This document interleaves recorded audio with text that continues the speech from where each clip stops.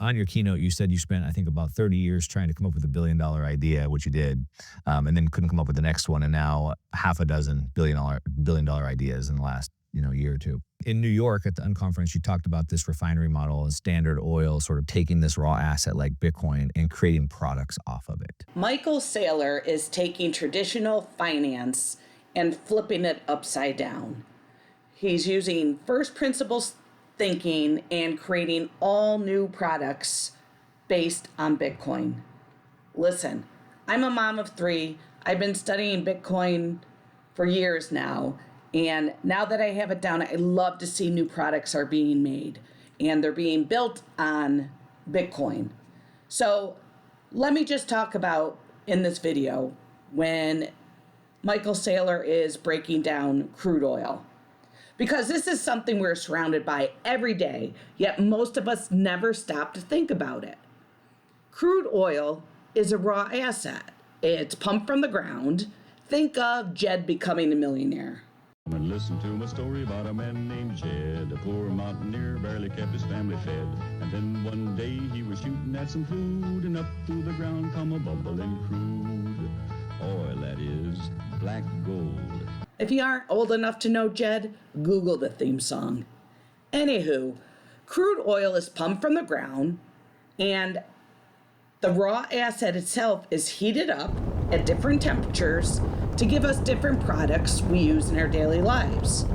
This is exactly what Michael Saylor is doing, except instead of crude oil, he's using Bitcoin as the raw asset.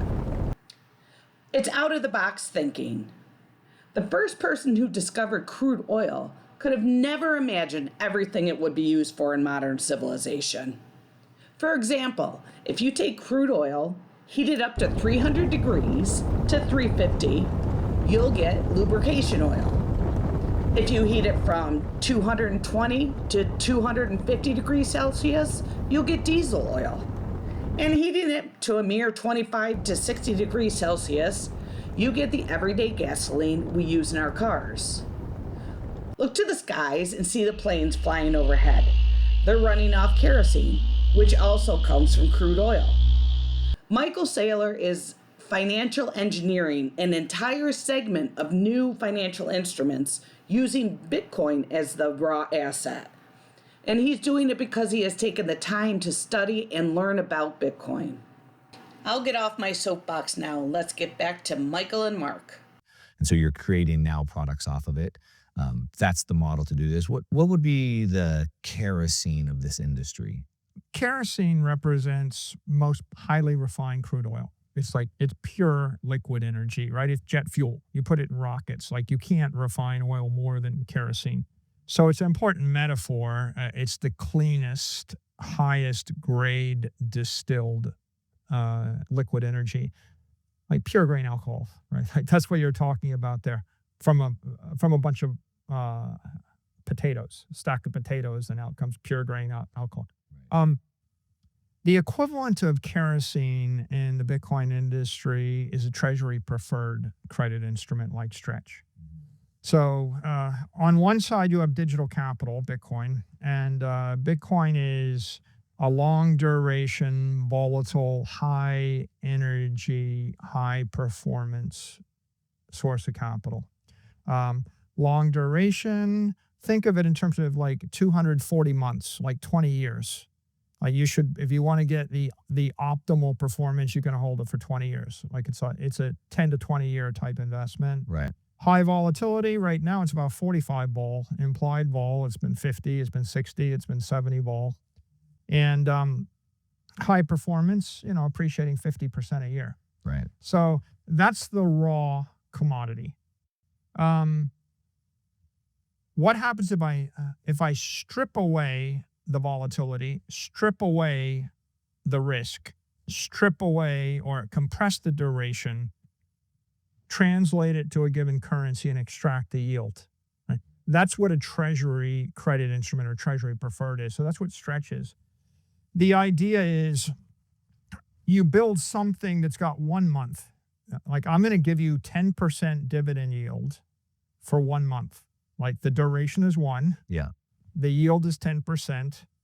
the currency base is US dollars. Right. The spread.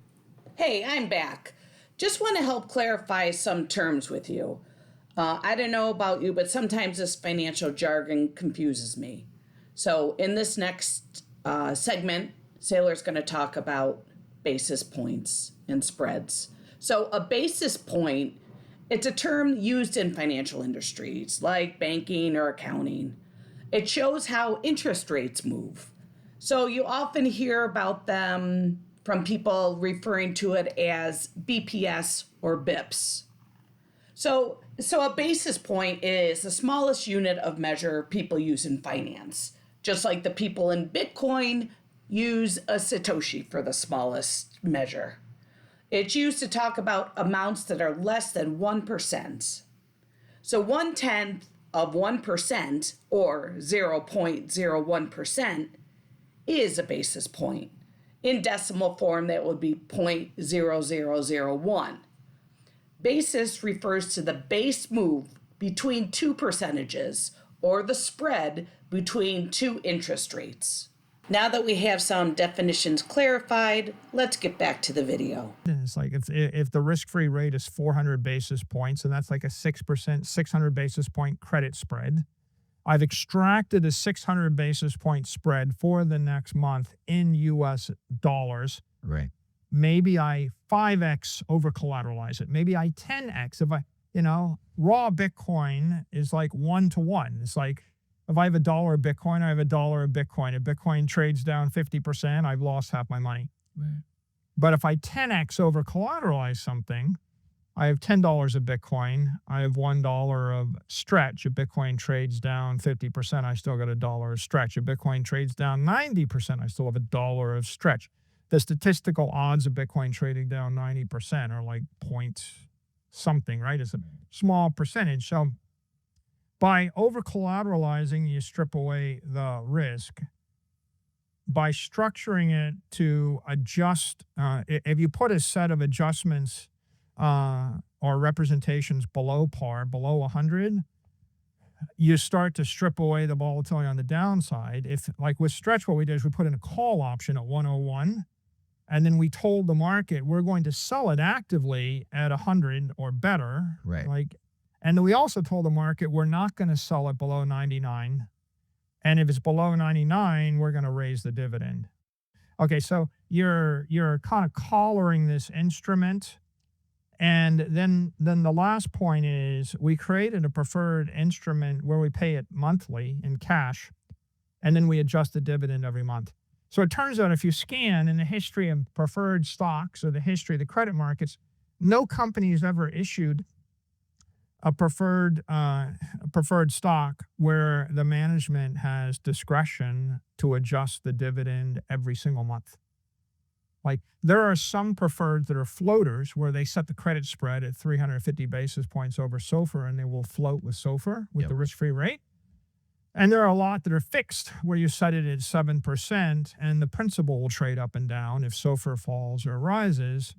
But the idea that the credit spread is completely variable is a new idea. But by the way, not a new idea in the world of credit, because who does this? Well, nation states do it. The Fed. Right? Like literally, that's Right. what a central bank does, right? That's what every central bank does. They set the interest rate on their currency. Yep. What we did To was keep it just stable. copied, traditional bankers, and we set the interest rate on our currency, which is stretch. So that is the kerosene of the Bitcoin, treasury company, or of the digital assets industry, because it represents the greatest degree of financial engineering, just like kerosene represents the greatest degree of petroleum engineering, right? I've done the most refining. I've distilled the highest quality product. You could imagine, for example, you could extract the same product in yen. So I want to create a yen instrument that's 10,000 yen that pays, a monthly yen cash yield or a cash dividend. I change that every month. And now I've created the equivalent of kerosene for the Japanese market.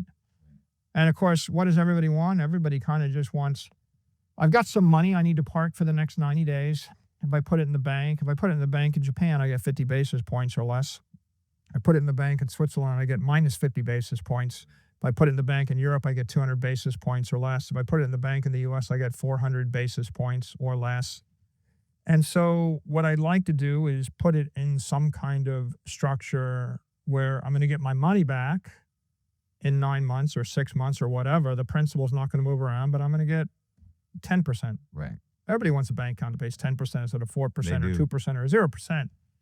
And so I think the most interesting product that you can create, the most interesting digital credit product, is a Treasury preferred credit instrument for corporate treasurers or for retirees, right? Right. And how big is that market? It's like $30 trillion in the US. Yeah. Of just short-term Treasury money. So 30 trillion in the US that's getting paid SOFR. Yeah. And the opportunity with digital credit is you create a company, you hold Bitcoin, that's digital capital, you start to issue credit instruments on top of the capital, and you can decide how much risk do you want to strip away. Is it a BTC rating of 2, which is 2 times over collateralized, or is it 10? Right. 2 is less risk stripped away, 10 is more risk stripped away. Strip away the amount of risk you want, strip away the amount of volatility. Compared to the overall collateral pool, the less the volatility, and then there are a lot of terms and conditions that you can put in the instrument that would constrain the volatility. So you decide how much volatility and risk you want to strip away, you decide how much yield you want to give it, you decide whether you want it to be in pounds or Canadian or euros or yen or whatever, and then you distill out, you extrude the yield and the pure boost over the risk-free rate, Yeah. and you offer that to the marketplace.